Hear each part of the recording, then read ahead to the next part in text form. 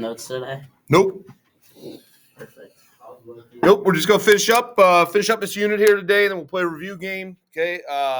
Just last two questions in chapter 20 here to review changes taking place in America in the 1950s. Just review real quick things we've learned about up to this point last 2 days. What big movement has been going on in America in changes of where we are living starting in the 1950s? Americans moving to where? Suburbs, right? How's that different than what was happening before? Everybody's moving to cities, right? We go from urbanization to the 1950s to now suburbs, suburbanization. Everybody moving out of cities. A couple things we talked about that caused that: mass-produced housing, right, with Levittowns, as well as the availability and the affordability of this item. What item do you have to have in order to live further away from work? Car, right? And the automobile, as we talked about yesterday, is going to change everything about the country. All right, it's going to lead to this federal highway construction project that's going to reshape America. Americans owning automobiles by the millions and millions is going to lead to many, many new jobs too. Not just building the cars themselves, but also building the highways that they will run on. Also gas stations, dealerships, mechanic shops. All right, 1 out of 5 people are going to owe their job somehow to the automobile. And then yesterday we talked about a new group of Americans that get to essentially exist for the first time in history because of the great economy of the 1950s. What new group of people? Not women. Women have always existed. Teenagers, okay? You guys, why did teenagers get to experience this time between childhood and adult, Brody? Before all teenagers work, now they don't have to. Right. They didn't. Their families didn't need them to work, and so they got to go to school longer, attend high school. High school graduation rates are going to skyrocket. Education is going to improve, and opportunities with that is going to improve. And also, teenagers are going to fill their time with clubs, activities, sports, involvement, and as we'll talk about today, getting in trouble. All right. Last thing we talked about yesterday was the impact of religion in the United States. 95% of Americans during the 1950s became very religious, all because of the Cold War, right? Because we had the threat of nuclear war that could happen at any time and to defend the country against godless communism. So pick up on our last two for today. How did women's role in society begin to change after World War II? Bad news, ladies, not very much, okay? Women saw very little gains during the 1950s, even after proving to the rest of the country that they could work during World War II. Almost 40% of the workforce during World War II was women. Remember Rosie the Riveter, right? Attracting women to join the workforce to do the job of men while 16 million GIs go off to fight this catastrophic World War II. Women take up their spots in the workplace. But after World War II is going to end, what were women expected to do?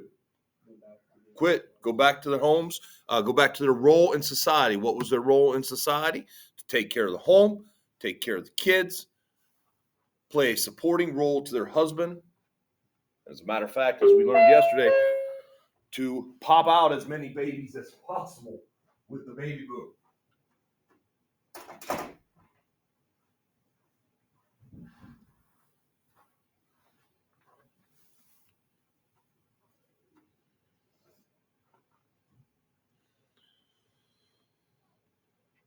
Now, we're going to see a number of movements that happened after World War II. Our next unit, we'll talk about the civil rights movement, but the women's movement is just going to be in its infancy here, all right? Some women, feminists, do begin to challenge these societal expectations. Many people in society thought our whole system would break down if women changed their roles from the home to the workplace.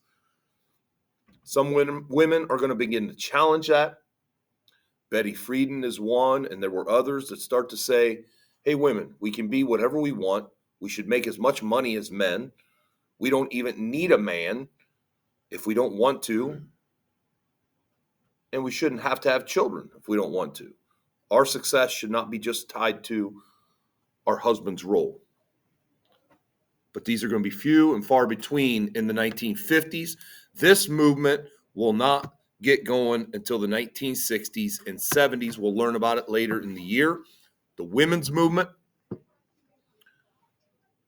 would gain a lot of momentum later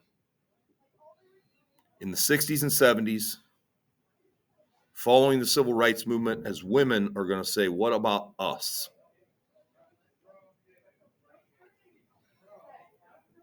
Women are going to start to seek higher education, better access to professional jobs, equal pay for equal work,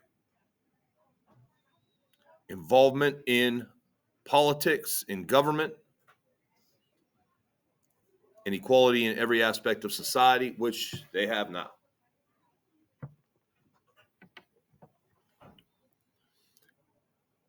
Okay, last one we need to do to talk about today, you guys, all right? The first group of you guys, the first group of teenagers, as we said, are going to spend their time with leisure, entertainment, activities, sports, involvement, school, education. But like every group, ever since this time, you teenagers drive your parents and the older generations nuts, all right? Because you're rebellious and you don't see eye to eye with the older generation, all right? So describe the differences between the rebellious youth and the adults of the 1950s. Just like every group of teenagers, this group felt alienated, different than their parents and their grandparents. They knew better, just like you guys know better than your parents. The world has changed. It's a different place. It's not the same as when you guys grew up. Human nature has never changed, though, just FYI.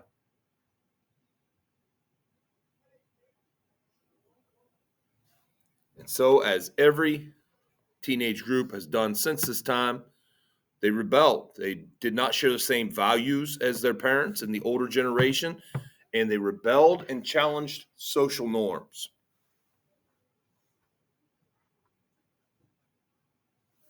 Social norms are something, they're things that society, the majority of society, view as being normal, okay, acceptable, appropriate actions, appropriate dress, appropriate behavior. Social norms are always challenged, mainly by the younger generation, and it drives their parents and the older generation nuts. I've seen some social norms change just in my lifetime. When I was a kid, the only group of Americans that had tattoos were bikers, guys who rode motorcycles, or military, sailors in the Navy. All right, normal human beings walking around mainstream American society did not have tattoos. It was a rare thing. Is that changed now?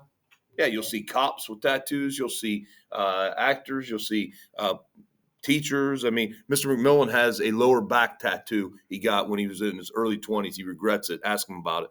It's a butterfly with a unicorn head coming out of it on his lower back. It's ridiculous. But the biggest way that the youth always challenges social norms is with your music. And this would be the first example of this, all right? In the 1950s, the youth are going to rebel by latching on to this new music that comes out called rock and roll. Elvis Presley, the Beatles, the Rolling Stones. Kids fall in love with it. Their parents and the older generations in American society think it is the end of the world. It is going to cause the entire moral fabric of our society to break down. It is going to lead to suicide, murder, a breakdown of society, and cause all these huge, huge problems. Elvis Presley on the stage gyrating his hips in a sexually suggestive manner. Parents were going nuts. And this has continued to go ever since this time. You don't have to raise your hand, but answer the question in your head. Have you ever listened to a song that you yourself would be embarrassed if you had to listen to it in front of your grandma or your grandpa? Yeah, we all have. I did too. Okay. During my time when I was growing up, two new types of music came out that our parents and the older generation thought it was going to be the end of the world. It was satanic. It was going to lead to corruption and the breakdown of society. One was heavy metal, all right, Megadeth, Metallica, things like that. Motley Crue. Those guys came out. Our parents and our older generation hated it. They'd say if you played the record backwards, it was Satan speaking and things like that. It was crazy. The other one was rap. All right, when rap came out, the older generations hated that as well. All right, we'll stop with notes right there.